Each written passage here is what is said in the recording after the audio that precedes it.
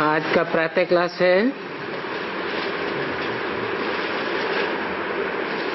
26 अक्टूबर 1966।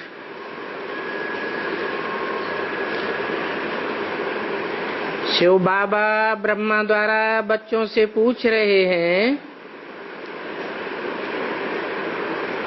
यहाँ तुम सवेरे से लेकर बैठे हो,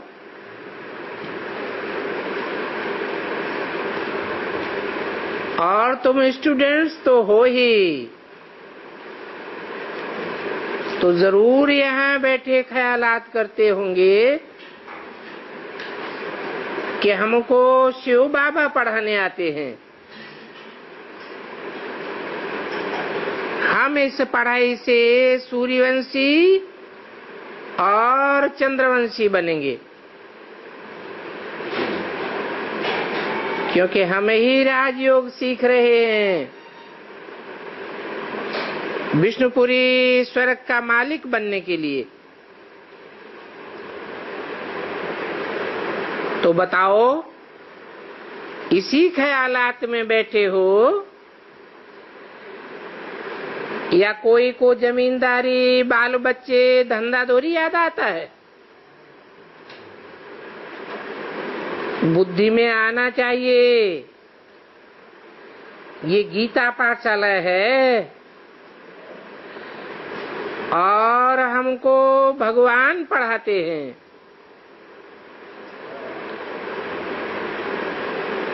तो हम लक्ष्मी अथवा नारायण अर्थात उनके कुटुंब के भांति बनने वाले हैं।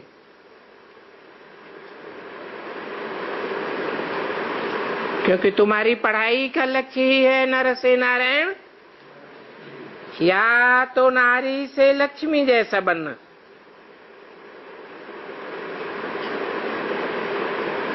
और ये राजयोग है, राजाई का योग है। ये राजाई की पढ़ाई दुनिया में और कोई मनुष्य मात्र नहीं पढ़ा सकता,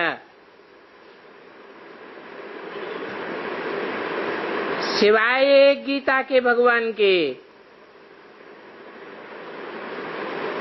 तो ये बात तो बुद्धि में आना चाहिए कि हम बाबा से डायरेक्ट सुन करके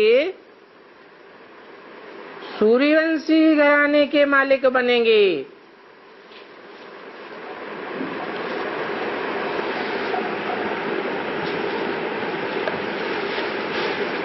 जैसे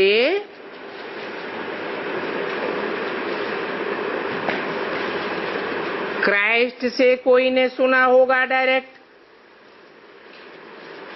तो क्रिश्चियन से कहे गए। बुद्ध से सुना होगा तो कहेंगे हम बौद्ध धर्म के हैं।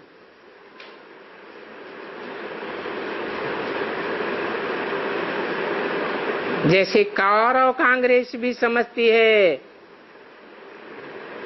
भारत हमारा देश है, हमारा राज्य है, परंतु वो कोई स्वर्ग और नरक को नहीं जानते हैं। सिवाय तुम ब्राह्मणों के और कोई को पता नहीं है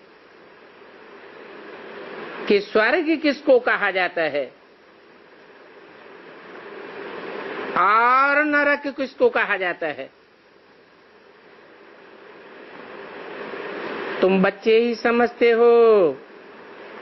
हम बाप से स्वराज्य विद्या सीख कर स्वर्ग के लिए मालिक बन रहे हैं, और अभी भी हम स्वर्ग के मालिक बनने वाले हैं।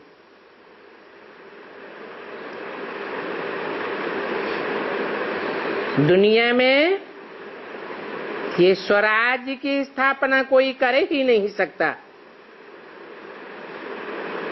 क्योंकि कोई भी स्व अर्थात आत्मा को जानते ही नहीं। ये स्वराज्य की स्थापना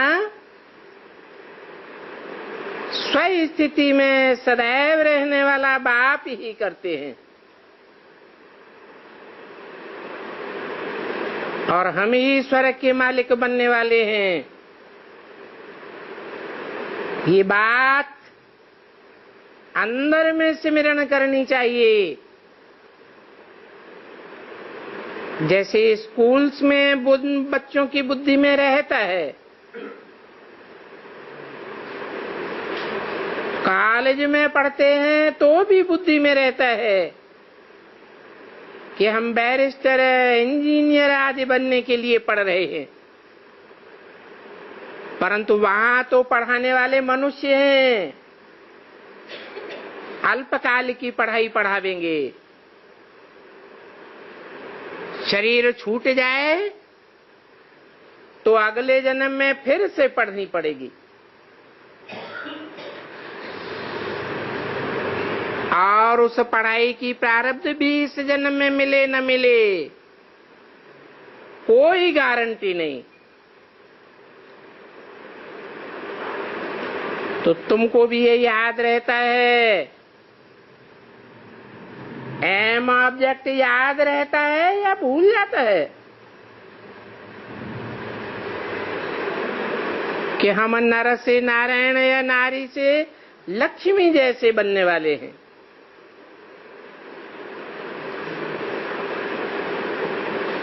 तुम तो बहुत ऊंचे से ऊंचे भगवान के स्टूडेंट हो,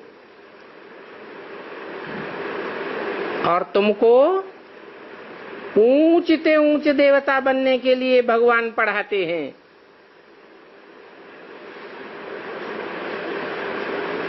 तुम उस भगवान के बच्चे हो, डायरेक्ट बच्चे हो, जिसको सारी दुनिया याद करती है। आत्मा इस शरीर द्वारा भविष्य मर्तबे को याद कर रही है, अथवा तो शरीर के संबंधियों को याद करती है। जिस्मानी मिल्कियत, धंधे आदि को याद करते रहते हैं। यहाँ जब आते हो तो जरूर समझना चाहिए, हमको बेहद का बाप पढ़ाते हैं। बेहद का अर्थात विश्व का मालिक बनाने के लिए पढ़ाते हैं। फिर कोई अपने पुरुषार्थ के अनुसार राजा बने, महाराजा बने या रानी बने, या प्रजा में चला जावे,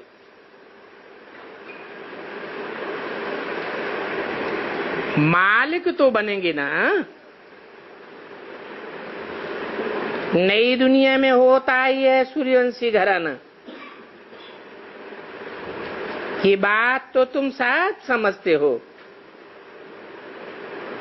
कि वहां हम अपनी राजा ही करेंगे। तो ऐसे नहीं कि यहाँ बैठे बाहर की बातें याद आती रहें। बाबा जानते हैं, बाहर में, घर घाट में, खेती बाड़ी में रहते हो, वहां तो इतना याद नहीं रहता। यहाँ जब आते हो तो बाहर के धंधे धोरी आदि की ख्यालात छोड़ देनी चाहिए। यहाँ आकर वो ख्यालात याद नहीं रहनी चाहिए, क्योंकि तुम अब उस कलयुगी दुनिया के नहीं हो। कलयुगी दुनिया में दुख बढ़ता ही जाता है, बढ़ते बढ़ते रौरव नरक हो जाएगा।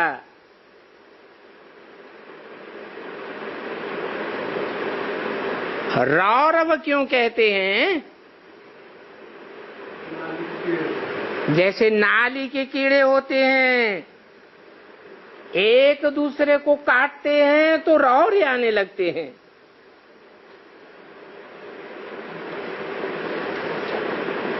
तो तो ये है खास संगम युग तुम्हारे लिए। तुम्हारे लिए अब कोई कलयुग नहीं है, सुहावना संगम युग है, मौज करने का युग है। इसलिए मधुबन गाया जाता है। यहां तुमको आपस में इस नॉलेज का ही वातावरण बनाना चाहिए। बाहरी दुनिया के ख्यालात छोड़ देने चाहिए और दूसरा कोई भी वातावरण नहीं। यहाँ जो ज्ञान की बातें सुनते हो वो ही आपस में वर्णन करनी चाहिए। उन बातों का ही विचार सागर मंथन होना चाहिए। जितना टाइम मिले यहाँ चित्रों के आगे जाकर बैठो, इन चित्रों को ही देखते रहो। ब्राह्मणियां जो लोग आती हैं, उन लाने वाली ब्राह्मणियों के ऊपर बहुत रिस्पॉन्सिबिलिटी है।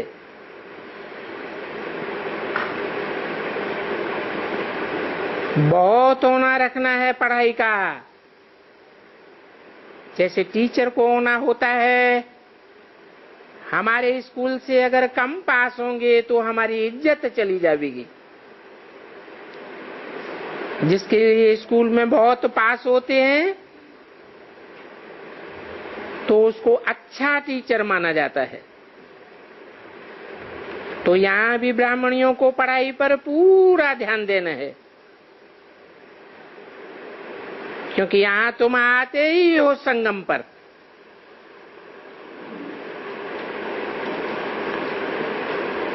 बाहर की दुनिया में तो संगम नहीं कहेंगे, क्योंकि दुनियावी ख्यालात चलते रहते हैं। ये तो ज्ञान सागर का बीच है।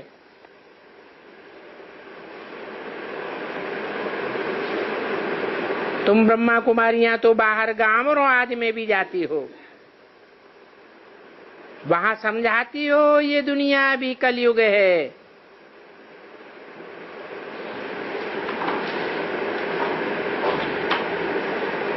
ये तो मधुबन है, यहाँ संगम युग है। किसका संगम है? यहाँ तुम डायरेक्ट बाप से सुनते हो।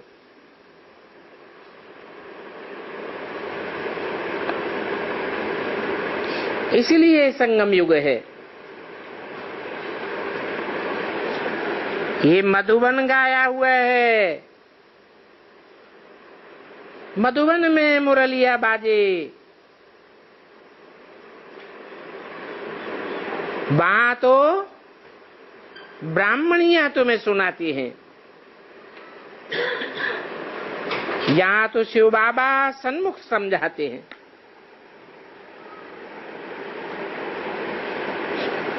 तो सन्मुख का प्रभाव बहुत हो जाता है। ऐसे नहीं कि यहाँ आए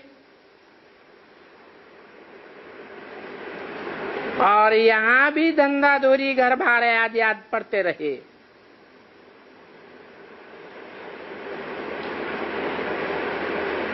अगर ऐसे करेंगे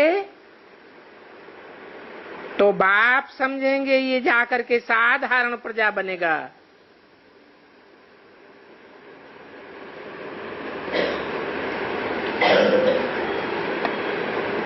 तुम यहाँ आए हो राजाई पद पाने के लिए।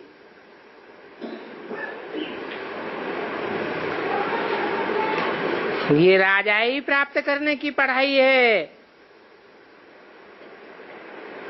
तो राज परिवार में आना चाहिए ना।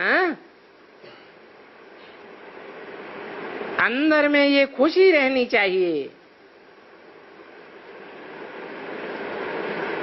इन बातों को समझाने में ये चित्र भी बहुत मदद करते हैं। इष्ट देवताओं के, गुरु आदि के चित्र घर में रखते हैं ना, याद करने के लिए चित्र रखते हैं,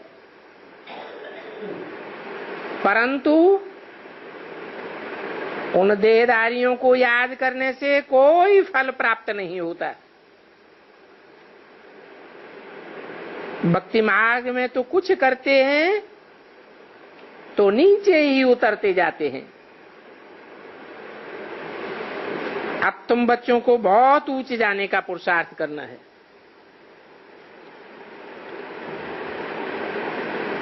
शिव बाबा का चित्र सामने रख दो,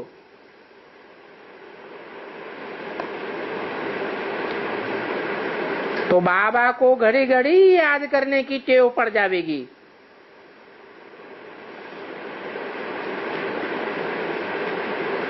तुम जानते हो कि यही शिव बाबा है जिससे हमको सुख शांति का अनेक जन्मों का वर्षा मिलता है।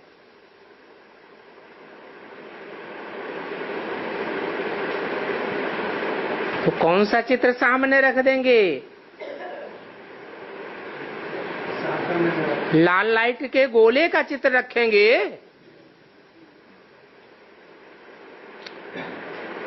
आगे तो गुरुओं को, कृष्ण को, हनुमान को याद करते थे।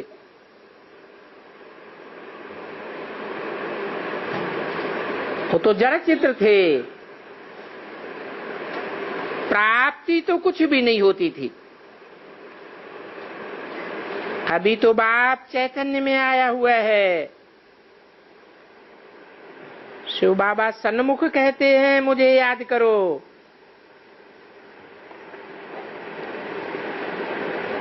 ये त्रिमूर्ति का चित्र तो बड़ा अच्छा है।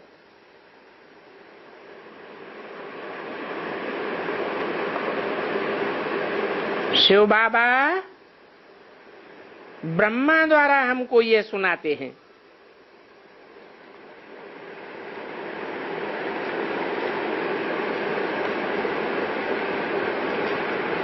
त्रिमूर्ति के चित्र में कौन है शिव बाबा? कौन है ब्रह्मा बाबा?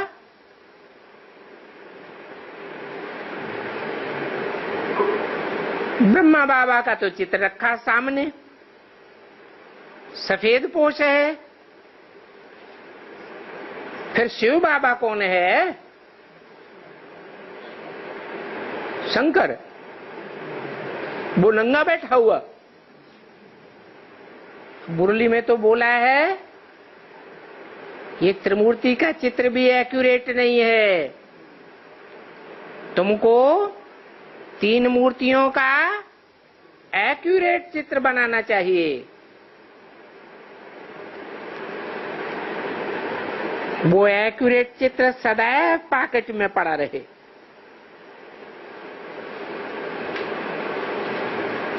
शिव बाबा को चित्र को ये घड़ी घड़ी देखते रहो तो याद पड़ता रहेगा।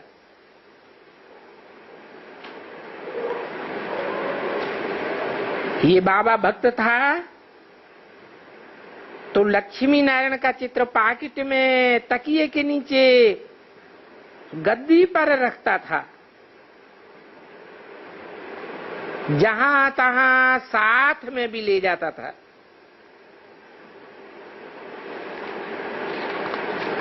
परंतु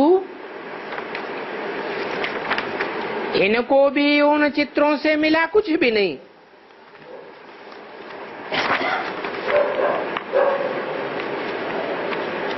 अभी तो ये जानते हैं कि हमको शिव बाबा से बहुत प्राप्ति होती है।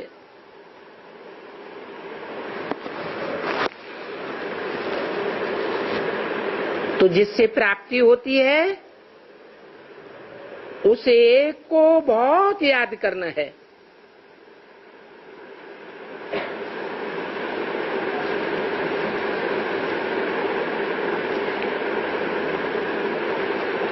इसमें ही माया सामने करती है।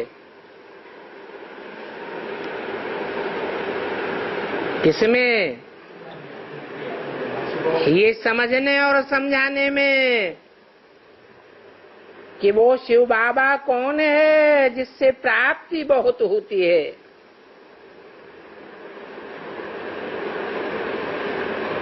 ज्ञान सुनने सुनाने में तो बच्चे बहुत तीखे जाते हैं। सेंटर्स भी संभालते हैं, परंतु सच्ची याद में नहीं रह सकते।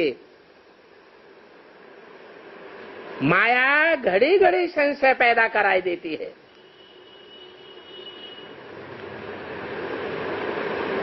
योग में ही माया इंटरफियर करती है। बच्चे कहते हैं बाबा हम भूल जाते हैं। ऐसे कोई नहीं कहते कि हम 84 जन्मों का चक्कर भूल जाते हैं। वो तो कोई मूर्ख भी बच्चा नहीं होगा जो भूल जावे, क्योंकि चक्कर को समझना तो बहुत सहज है, फिर किसे समझना बहुत कठिन है। हा? कौन घड़ी घड़ी भूल जाता है? हैं? शिव बाबा घड़ी घड़ी भूल जाता है।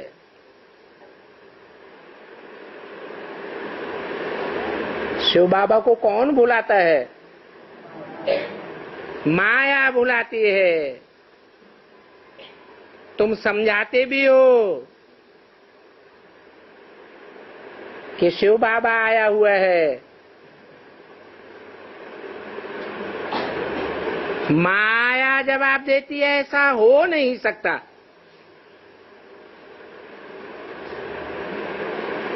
तुम्हारी बुद्धि को भ्रमित कर देती है और फिर याद भूल जाती है। ऐसे भी नहीं कि यहाँ मधुबन में रहने वाले जास्ती याद करते हैं। नहीं, क्या मधुबन में माया नहीं आती है? मधुबन में भी माया आती है। जिस बाप से हम गोरा बनते हैं, मधुबन में रहने वाले भी उनको जानते नहीं हैं।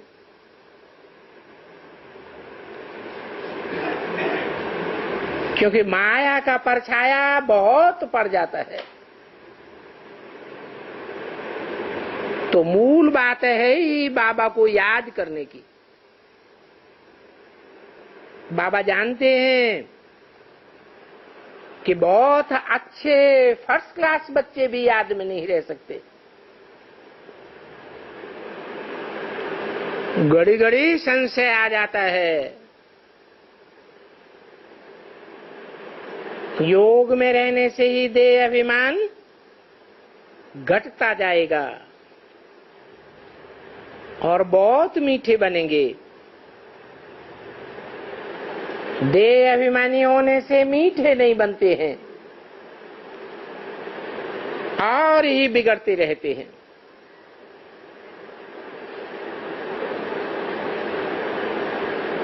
ब्राह्मणियों से भी बिगड़ते हैं।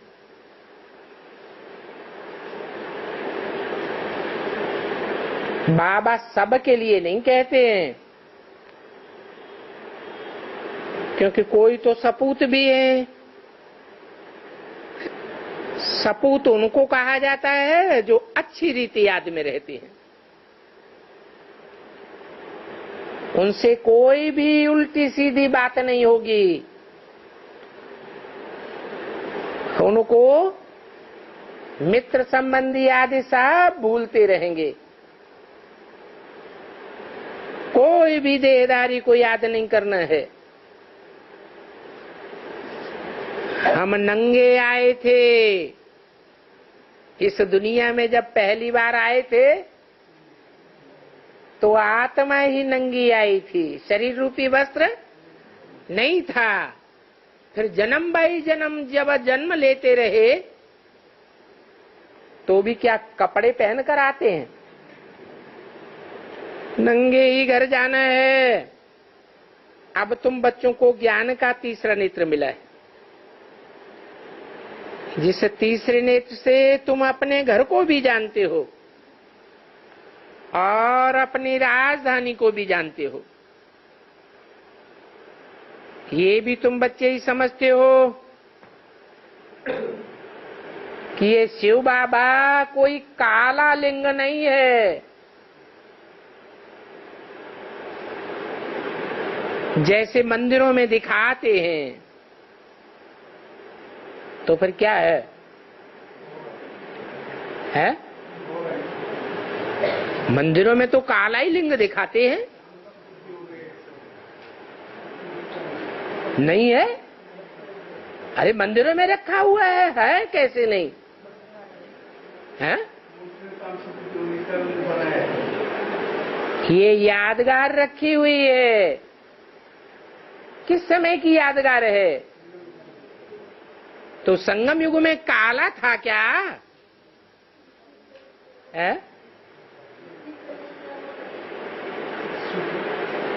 अरे लिंग में बिंदु भी अंदर दिखाते हैं। शिव बाबा तो सदैव बिंदी है, परंतु जब इस दुनिया में आते हैं तो काले तमो प्रधान में प्रवेश करते हैं या सतो प्रधान में प्रवेश करते हैं। इसलिए मंदिर में कलयुग में खास काला लिंग दिखाते हैं। नहीं तो शिव बाबा तो बिंदी मिसल है। ये भी जानते हो, अब हम जावेंगे घर, उस घर में वहां आत्माएं अशरीरी रहती हैं।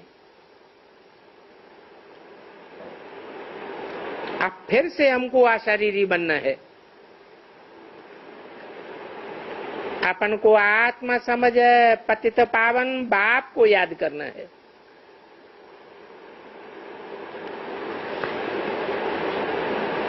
आत्मा क्या है वो भी समझाया है। जैसे परमपिता बिंदी है वैसे आत्मा भी बिंदी है। जैसे परमपिता परमात्मा अति सूक्ष्म है, आत्मा भी अति सूक्ष्म है। बाप भी परम धाम का रहने वाला है और आत्माएं भी परम धाम की रहने वाली हैं। बाप में अपने प्रकार के संस्कार हैं, ज्ञान सुनाने के, और तुम्हारे में भी संस्कार हैं। बाप भी बुद्धिमानों की बुद्धि है, तुम्हारी आत्मा भी मन बुद्धि स्वरूप है। आत्मा अविनाशी है। उस अविनाशी आत्मा में 84 जन्मों का अविनाशी पार्ट भरा हुआ है। वो पार्ट कभी घिसता नहीं है। उस पार्ट का कभी अंत होता नहीं है। थोड़ा समय मुक्ति में जाए तुमको फिर इस षष्ठी रूपी रंगमंच पर आकर पार्ट बजाना पड़ता है, क्योंकि तुम ही ऑलराउंड पार्टधारी हो।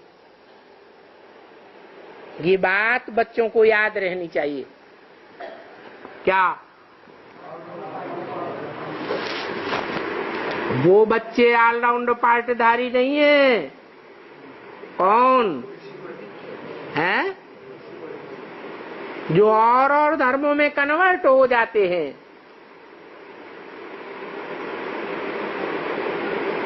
ब्राह्मणों की दुनिया में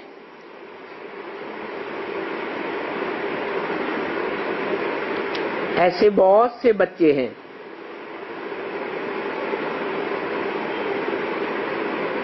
जो ब्राह्मण जन्म तो लेते हैं परंतु कम कला के देवता बनते हैं। जो कम कलाओं वाले देवता बनते हैं वो कम जन्म लेंगे, तुम तो 16 कला संपूर्ण बनते हो। परंतु अब घर तो सबको जाना है। हाँ, बाप को याद करने से तुम सतो प्रधान बन जावेंगे। यहां तुमको कोई भी धंधा धोरी आदि नहीं है, क्योंकि तुम यहां पूरे संगम पर हो। अभी हम जा रहे हैं,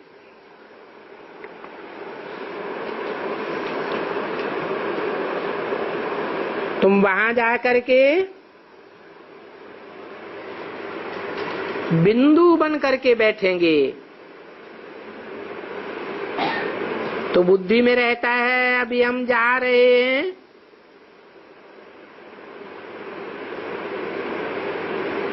कोई कोई तो ऐसे है तुम भी होते हैं जो यात्रा करते करते फंस मरते हैं। इस बात पर भी शास्त्रों में कहानी है। अब तुम जानते हो उस पार हम जा रहे हैं।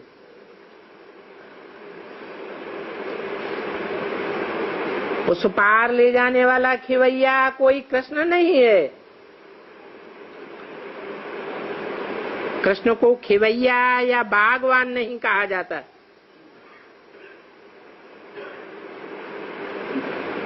वो इस फूलों के बगीचे का बागवान नहीं है। वास्तव में गीता में भी है शिव भगवान वाच, परंतु बाद में कोई ने कृष्ण का नाम डाल दिया।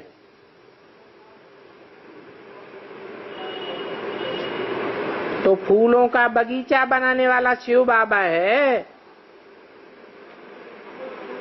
वो शिव बाबा पतितों को पावन बनाने वाला है। तो कृष्ण की तरफ तो कोई की बुद्धि नहीं जा सकती।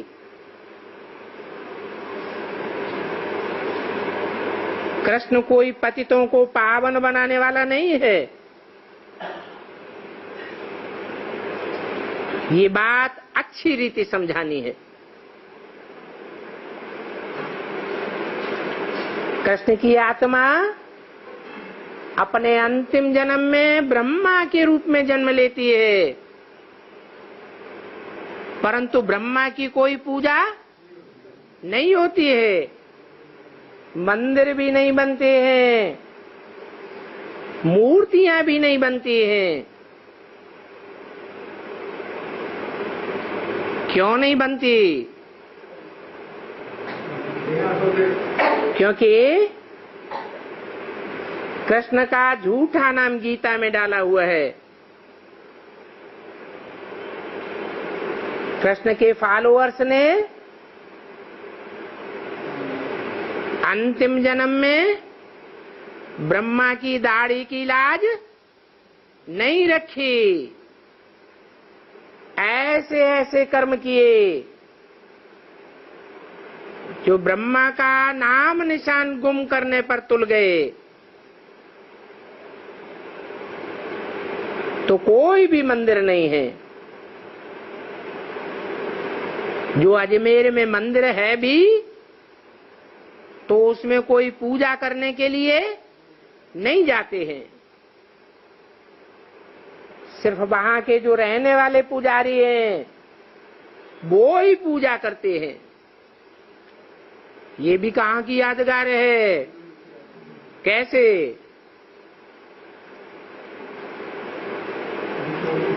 है ब्रह्मा कुमारियों के जो हेड ऑफिस है, उस हेड ऑफिस में जो ब्रह्मा का चित्र रखा हुआ है, उसे सारी दुनिया भगवान समझ करके पूजती है या सिर्फ ब्रह्मा कुमारी ही पूजते हैं?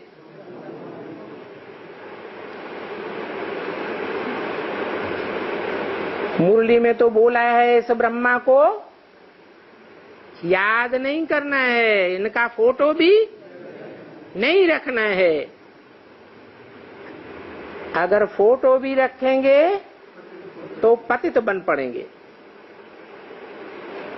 तो मनुष्यों को अच्छी रीति समझाना है, क्योंकि मनुष्यों की बुद्धि भटकती रहती है। बाप आकर भटकने से छुड़ाते हैं।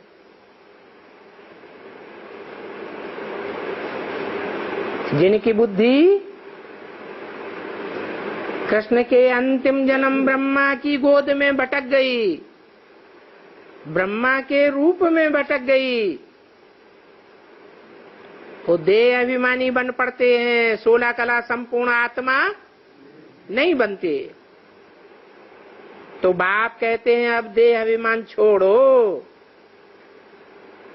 अपन को आत्मा समझ मुझ बाप को याद करो, तभी तुम स्वर्ग के मालिक बनेंगे।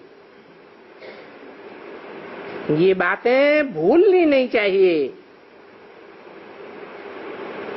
यहाँ तुम बहुत अच्छा रिफ्रेश होकर के जाते हो,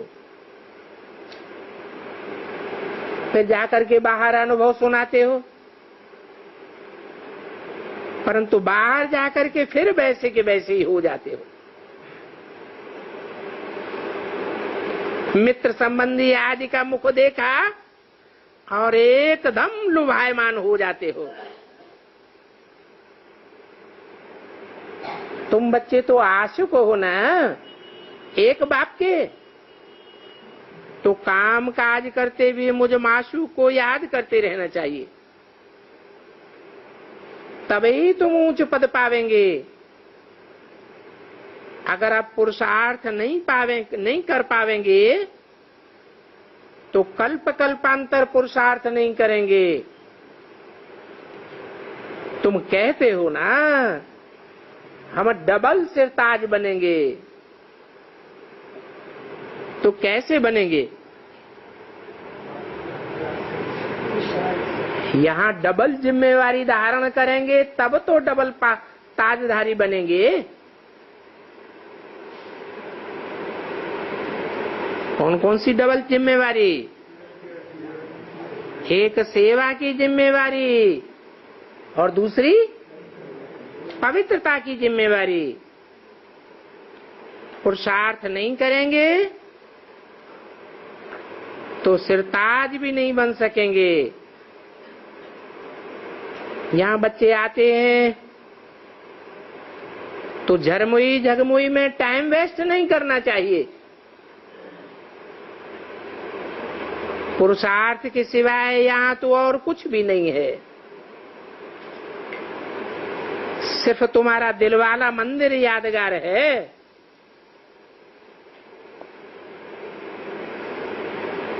तो वो भी तुम देख सकते हो। वहां ऊपर में यादगार बैकुंठ खड़ा है।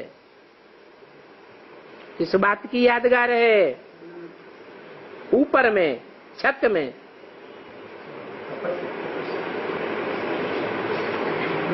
कि पुरुषार्थ करते करते जब तुम ऊंची स्टेज में जाते हो तो स्वर्ग का अनुभव करते हो।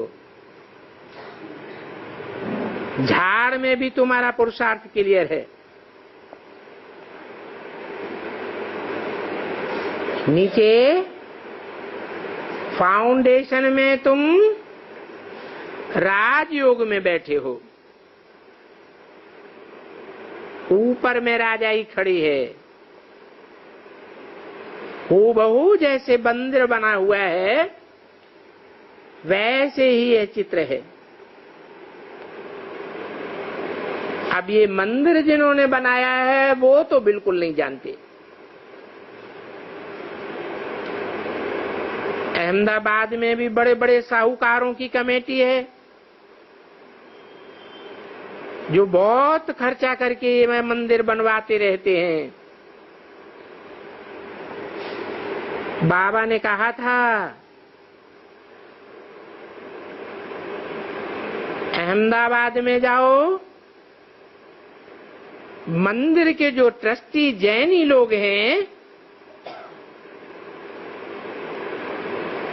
उनको अपना दिल वाला मंदिर पर बनाया हुआ किताब दे करके समझाना है। उनसे पूछो ये किसका यादगार है। शिव बाबा हमको फिर से वही ज्ञान दे करके स्वर्ग का मालिक बनाए रहे। अभी इस कलयुग का विनाश होना है। ऐसा कब कोई ने समाचार नहीं लिखा है कि मंदिर बनाने वाली कमेटी को निमंत्रण दिया, बा उनके पास जाकर के समझाया,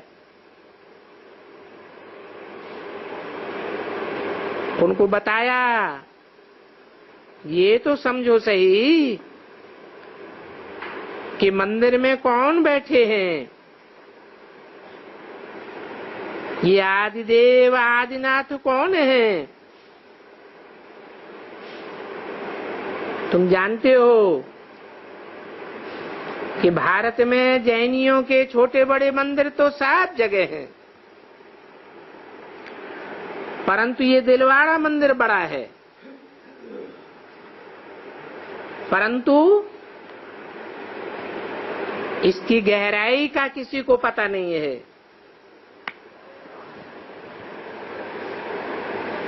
अधूरी मुरली है। एक छोटा सा रात्रि क्लास है।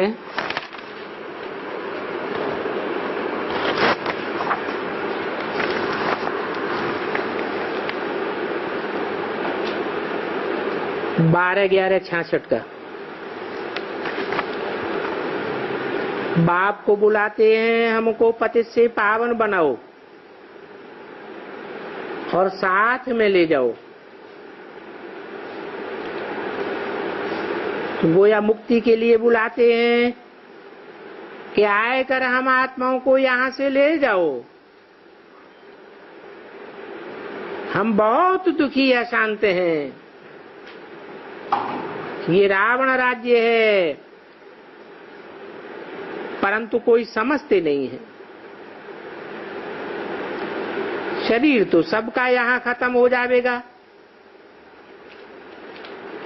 इसलिए ही कहा जाता है भगवान कालों का काल है, सबको ले जाते हैं। बुलाते हैं ना बाबा, इस छी दुनिया से हमको ले जाओ। अभी तुम सुखधाम शांतिधाम जाने के लिए पुरुषार्थ कर रहे हो, बाकी तो दुनिया में सबका पुरुषार्थ झूठा है। तुम्हारा सही है, तुमको खुशी होती है हम घर जावेंगे, तो विचार करो अभी बेहद का बाप क्या कर रहे हैं। खुद कहते हैं कि कितने बेसमझ बन गए। रावण ने तुम आत्माओं को बेसमझ बनाया है। आत्मा तो बिंदी है, इसमें 84 जन्मों का पार्ट हमेशा के लिए भरा हुआ है। तो इसे समझने के लिए तुम कितनी डीपनेस में जाते हो। आत्मा में कल्पांतर के लिए पार्ट भरा हुआ है। इस पार्ट को कोई भी बदल नहीं सकता, कोई भी जोड़ तोड़ भी नहीं कर सकते। बच्चे जानते हैं हम ईश्वरीय बच्चे हैं, हमको परमपिता परमात्मा पढ़ाते हैं। वो बेहद का बाप हेवनली गॉड फादर है, वो स्वर्ग स्थापन करने वाला है। ये बात अब तुम समझते आए हो। बाप आए ही हैं वापस ले जाने के लिए। सब बच्चे बुलाते हैं, हो पतित पावन, हो लिबरेटर आओ। जानते हो, लिबरेट करने के लिए वो बाप पंडा बन करके आते हैं। तो तुम पंडा के बच्चे पांडव संप्रदाय हो। पंडा रास्ता दिखाने वाले को कहा जाता है।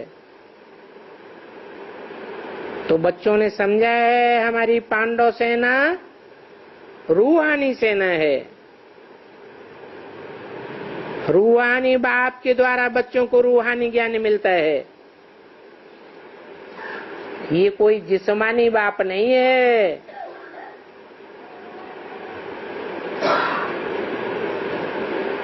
तुम बच्चों के मिसल है, मैं गर्भ से जन्म नहीं लेता हूं। शास्त्रों का ज्ञान तो भक्ति मार्ग का है।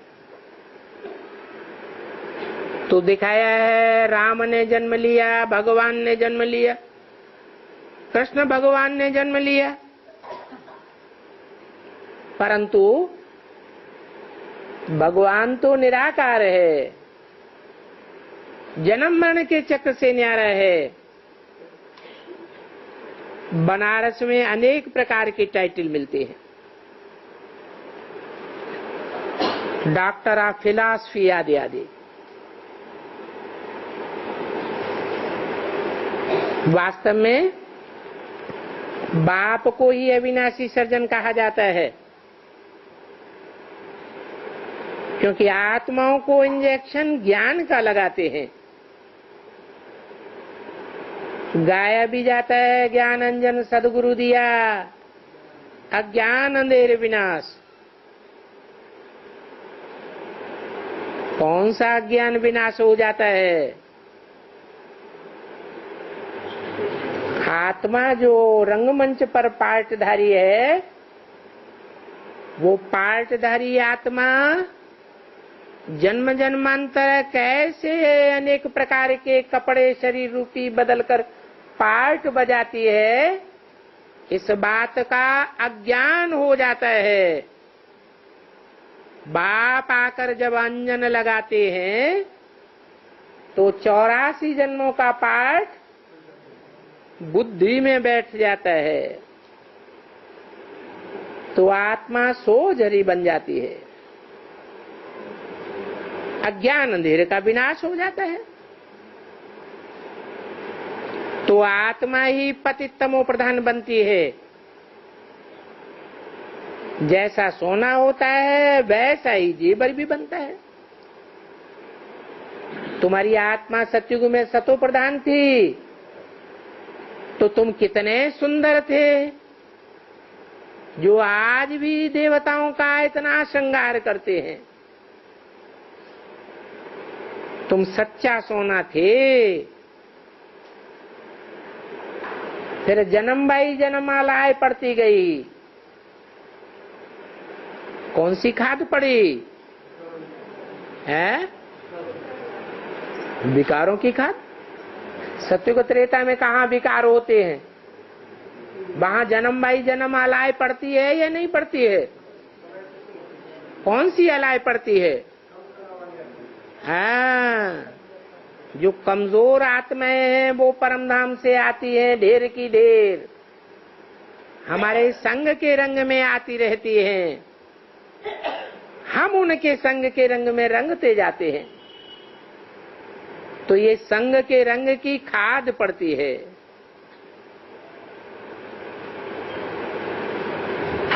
सतयुग में 2 कलाएं कम हो गईं, तो अलाय पड़ गई ना।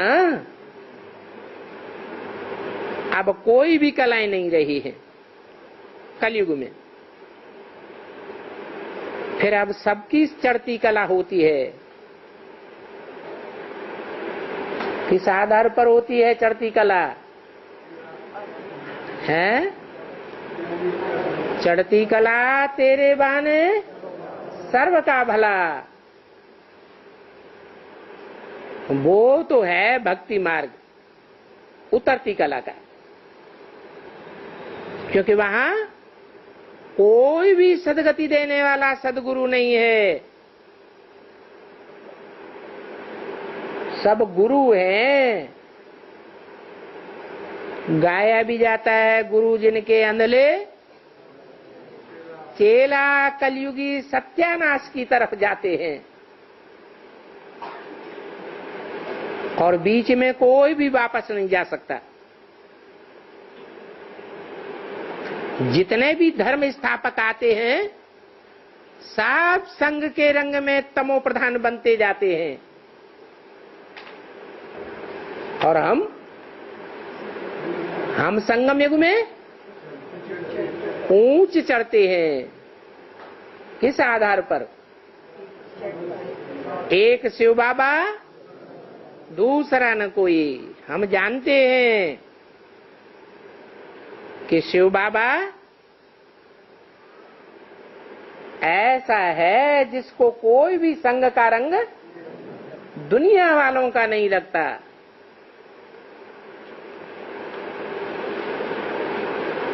अब सब अपने अपने सेक्शन में चले जाएंगे,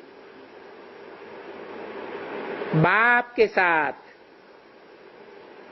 बहुत कहते हैं हमको मन की शांति चाहिए। अब इस दुनिया में जो रावण की दुनिया है, किसी का मन शांत हो सकता है? शांति तो प्राप्त होती ही है शांति धाम में, उसे कहते हैं मुक्ति धाम। दुखों से आत्मा मुक्त हो जाती है। जैसे कोई को बुखार आता है तो दुखी है या सुखी है? दुखी है, अशांत है। फिर बुखार उतर जाता है तो कैसा लगता है? शांति अनुभव होती है। तो बाप समझाते हैं इस कलयुगी दुनिया के अल्पकाल के सुख काग विष्ठा समान है। क्यों कहा जाता है काग विष्ठा? क्योंकि मनुष्य जो भी खाता है, जो भी भोगता है, उस भोगने के बाद जो कचरा बचता है उसे विष्ठा कहा जाता है। फिर उस कचड़े को कौआ खाता है। उस कचड़े में से भी सुख खींच लेता है। फिर कौए से जो कचरा निकलता है उसे कहा जाता है कागविष्ठा।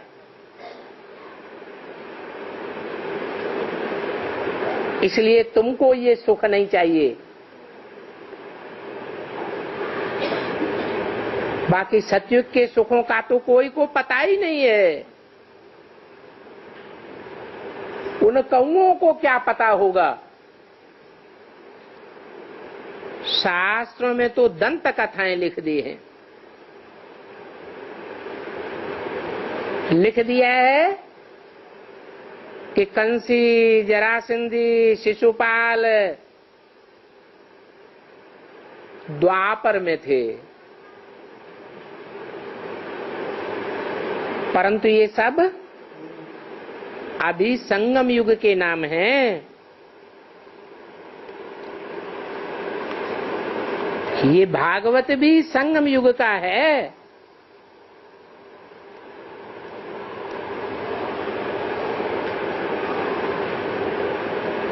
बाबा तुमको अब बहुत समझदार बनाते हैं। पत्थर बुद्धि से पारस बुद्धि बनाते हैं। तुम जानते हो कि अभी तुम गोप गोपियां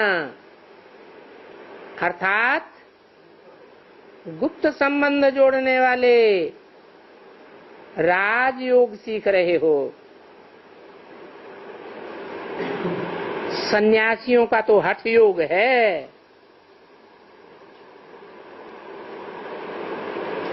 योगी पवित्र रहते हैं और तुम्हारी तो माया से लड़ाई है। तो माया जीते जगत जीत बनना है।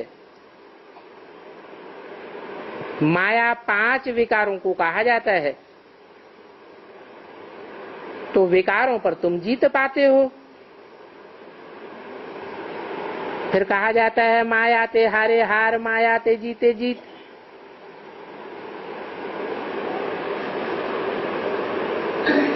मेहनत सारी याद में है। बाप कहते हैं मैं तुमको विश्व का मालिक बनाता हूं, तो तुम मुझे याद नहीं कर सकते। याद ही मुख्य है। उठते बैठते याद में ही रहना है। उसमें भी सवेरे का समय तो बहुत अच्छा है। 21 जन्मों के लिए तुम एवर हेल्दी एवर वेल्दी बनते हो, तो अमृत वेले कुछ मेहनत भी करनी पड़े। ये है ही सहज राजयोग और सहज ज्ञान। अभी तुम्हारी सारी बुद्धि खुल गई है। अभी तुम ज्ञान ज्ञानेश्वरी बन गए हो। फिर भविष्य में बनेंगे राज राजेश्वरी। तो तुमको पुरुषार्थ करके अपना ऊंच पद लेना चाहिए।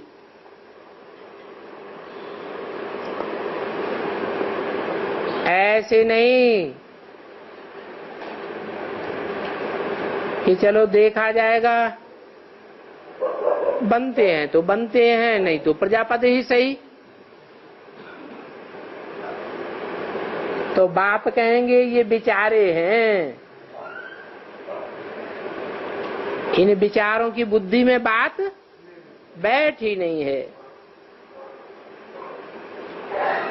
अभी फेल हो गए तो फिर कल्प कल्पांतर फेल होते रहेंगे। अच्छा, ओम शांति।